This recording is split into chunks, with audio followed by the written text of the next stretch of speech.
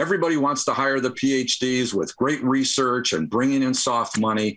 But if you don't intentionally look at a person's character, not only their credentials, you will lose it. You will lose it very quickly.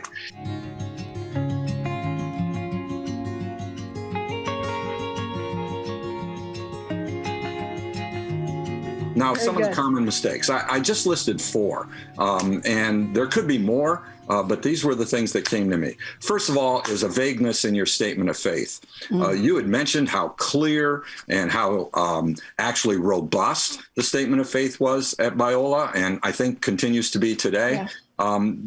It's difficult when you have statements of faith out there that are this broad umbrella that anyone can fit under. If you have a vague statement of faith, you can't expect biblical fidelity. And so I would think that's one of the places where some institutions have drifted.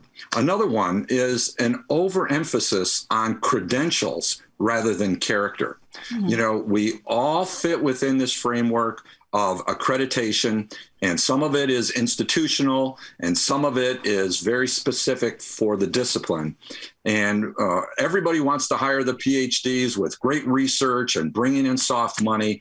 But if you don't intentionally look at a person's character, not only their credentials, you will lose it. You will lose it very quickly. Third is, I think, the lack of commitment to loving students.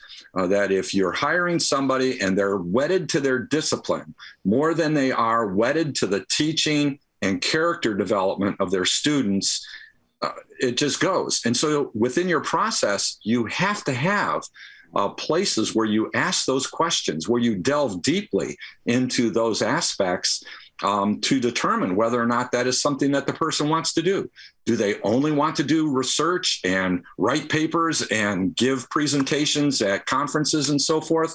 Fine, there's a place for that, but maybe not here, maybe not at this college. And then lastly, I think is a loss of focus upon building godly character in all aspects of a student's life.